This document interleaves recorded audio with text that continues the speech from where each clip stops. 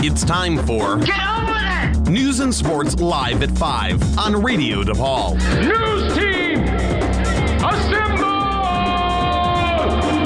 Radio DePaul is your exclusive home for news that matters to the DePaul community. And now, from the award-winning Radio DePaul news team. Do it live! I'll write it and we'll do it live! Here's what's happening at 5. Hello and welcome to Radio DePaul's News and Sports Live at 5. I'm Nicole Coleman alongside Rachel Dick, Dylan Bissett, and Jamie Bonema, and here's a look at today's top national news. The grand jury decision on whether to indict the white Missouri police officer Darren Wilson for fatally shooting the unarmed black teenager Michael Brown is nearing, calling for calm in a situation that has put police and residents on edge. A pathologist hired by the Brown family was due to testify today and will likely be one of the final witnesses before the grand jury decides whether to indict Darren Wilson. Activists have pledged rallies in case Wilson is not indicted, while Missouri has been planning for a massive show of force to quell violence in the predominantly black city of Ferguson, which has a mostly white police department.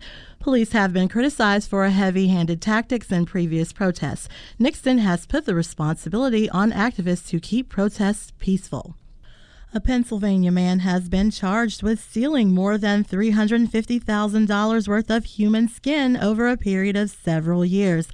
54-year-old Gary Dudek of Wallingford was arrested and charged with theft, receiving stolen property, and tampering with records. Authorities say he worked until September as a sales representative for a Massachusetts-based regenerative medicine firm and had the authority to order skin grafts for Mercy Philadelphia Hospital. The Philadelphia Daily News reports that authorities allege that Dudek ordered more than 200 grafts without authorization that the hospital never received. Each cost $1,700. Philadelphia police say they don't know what happened to the grafts. Defense attorney Eugene Tenari tells WCAU-TV that the case should be handled as a civil matter. He calls the criminal charges draconian.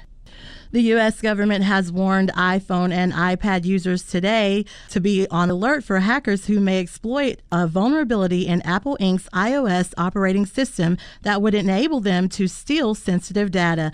There was the potential for hacks using newly identified technique known as the mask attack. Hackers could potentially steal login credentials, access sensitive data stored on iOS devices, and remotely monitor activity on those devices. Such attacks could be avoided if iPad and iPhone users only installed apps from Apple's App Store or from their own organizations. Users should not click install from pop-ups when surfing the web. Stay tuned. Coming up next, we're going to send it to Elizabeth Ray for a look at what's happening around the world.